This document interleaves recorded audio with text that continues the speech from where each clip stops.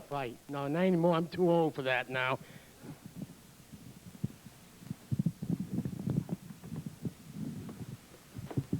Down a little. I guess it's all right. Trixie, do you have a hobby? Oh, yeah. Well, what is it? Well, I study battles. You study battles. Have you studied the Battle of Waterloo? Water who? Waterloo. That's when the English defeated Napoleon. No, I didn't study that one. Well, how about the Battle of Bull Run? No. Well, then how about the Battle of Bunker Hill? No. Well, what kind of battles do you study? Well, mostly I study the battles between Ed and Jean Shoemaker. Boy, are they interesting. Why, just last night... Trixie, stop. Now, come on. Well, just listen to this. This is real good. You see, she picked up the drum and he... Trixie, you're going to embarrass them and me. I don't mind. Yes, you do mind. Well, why should I mind? Well, I know Jean is out in the kitchen right next to the broom closet. Oh, I guess I do mind then. What are we going to do tonight to change the subject? Well, since you brought up battles, why don't we talk about one of the military leaders in the Bible? Like which one? Well, how about good old Joshua? Which way? What are you talking about? Well, where did he go? Where did who go? Well, didn't you just say Josh went away? No. We're going to talk about Joshua. Can you spell that? Oh, sure. T-H-A-T. No. Can you spell Joshua? Oh, yeah. Let's see. J-O, Joshua. J-O-S-H, J-O-S, Joshua. J-O-S-H-U-A. Very good. Now tell me what you know about Joshua. Well, I know he didn't fight the Battle of Jericho. Well, then who did? The army. Now, look, he was the leader of the army. And if the leader of the army didn't fight, then the army didn't fight. Well, all I know is that it was a crazy way to fight a battle. Well, what do you mean by that? Well, marching around a city once for 6 days and then around the city 7 times on the 7th day, that is a crazy way to fight a battle. Well, that's for sure. But what happened after they marched around? Well, they blew these horns called ram's horns. Yeah, and then what happened? They started dancing. No, they did not. They had a picnic? No, they didn't. Come on, what happened? I forgot.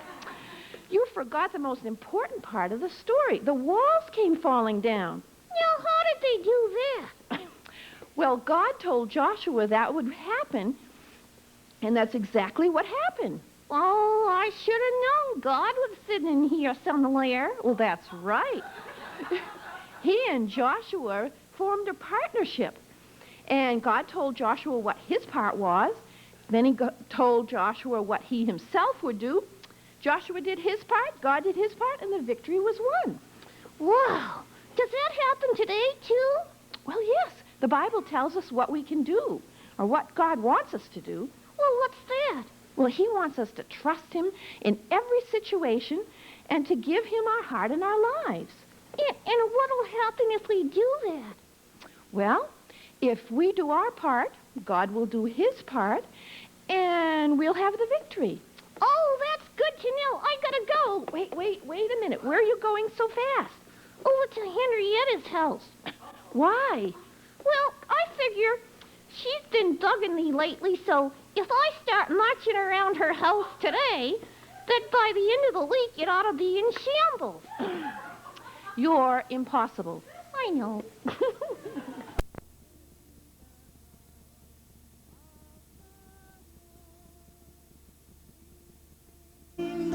Yeah. I got a couple jokes for us. It says, there was two little boys. We need a couple jokes. There were two. Well, I've been sick all week, so this is my first time out since Wednesday. There was two little boys were talking, and one said, I can be sick for nothing because my father is a doctor. The other little boy said, that's nothing. I can be good for nothing because my father's a minister. That is cute. Can be good for nothing, right? And then I've got a health tip for you people. If you drink a glass of milk every morning for 1,200 months, you'll live to be 100 years old. And my secret for a long life is to just keep breathing. Yeah, that's the end of that. Now this is sensible now. This is about Fred Somebody, Thomas Everybody, Peter Anybody, and Joe Nobody. They were neighbors, but they were not like you and me. They were odd people and most difficult to understand. The way they lived was a shame. All four belonged to the same church, but you would not have enjoyed worshiping with them. Everybody went fishing on Sunday or stayed home to visit with friends. Anybody wanted to worship, but was afraid somebody wouldn't speak to him. So guess who went to church? Nobody. Really, nobody was the only decent one of the four. Nobody did the visitation. Nobody worked on the church building. Once they needed a Sunday school teacher. Everybody thought anybody would do it, and anybody thought somebody would do it. And you know who did it? That's exactly right, nobody. It happened that a fifth neighbor, an unbeliever, moved into the area. Everybody thought somebody should try to win him for Christ. Anybody could have made an effort. You probably know who finally won him. Nobody. This little parable brings to focus, again, the fact that each of us is personally responsible for God's work. If we leave it for somebody or everybody or anybody, nobody will do it. Let's work till Jesus comes. And I was thinking in the Bible when I read this that there's a new modern car out. The name of a car is in the Bible. I don't know if you folks know it or not, but Jesus spoke of it, and it's in the Bible several times. The name of it is a you go. You go. Jesus said, you go. And so you go and preach to people about Jesus. But I got a little poem here, too. It's a little poem. I wonder if Christ had a little black dog, all curly and woolly like mine, with 2 silky ears and a nose round and wet, and 2 eyes brown and tender that shine. I'm sure if he had, that little black dog knew right from the first he was God, that he needed no proof that Christ was divine, but just worshiped the ground that he trod. I'm afraid that he hadn't, because I have read how he prayed in the garden alone. For all of his friends and disciples had fled, even Peter, the one called a stone. And oh, I am sure that little black dog, with a heart so tender and warm, would never have left him to suffer alone, but creeping right under his arm, would have licked those dear fingers in agony clasped, and counting all favors but loss, when they took him away, would have trotted behind and followed him right to the cross. And I will try to sing. I thought I was going to be last tonight, and I'm going to sing an evening prayer the best I can, but my voice is gone, but that doesn't matter. If I have wounded any soul today, if I have caused one foot to go astray, if I have walked in my own willful way, dear Lord, forgive. If I have uttered idle words of vain, if I have turned aside from want or pain, lest I offend some other through the strain, dear Lord, forgive. Forgive the sins I have confessed to thee. Forgive the secret sin I do not see. Oh, guide me, love me, and my keeper be, dear Lord. Amen.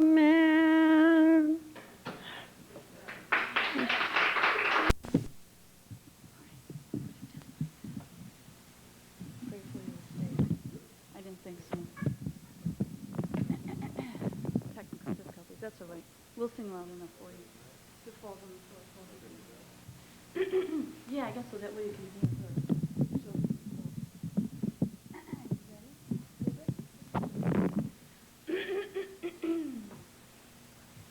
People always talking sad and lonely, but you won't hear that kind of talk from me.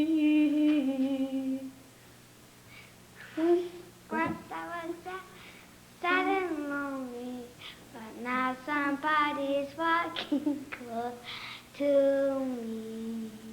Wearing this thing, together we're in this thing together, Jesus and me, Jesus and me. We're gonna fight a winning battle because we've got a team that just can't be beat. Oh, he's my captain, and I'll follow close to him. When troubles face me, I won't worry over them because we're in this thing together, Jesus and me, Jesus and me. So when the going gets rough, the way gets tough, Take it. Don't, Take to get you crying. 'cause I got a friend that I can depend on. Jesus, I rely on, 'cause We're in this thing together. We're in this thing together, Jesus and me, Jesus and me. We're gonna fight a winning battle because we've got a team that just can't be beat. Oh, he's my captain, and I follow close to him. When trouble faces me, I don't worry over them, because we're in this thing together. We're in the thing together, Jesus and me, Jesus and me, together forever it's gonna be, Jesus and me, you know it's gonna be, Jesus and me, yeah.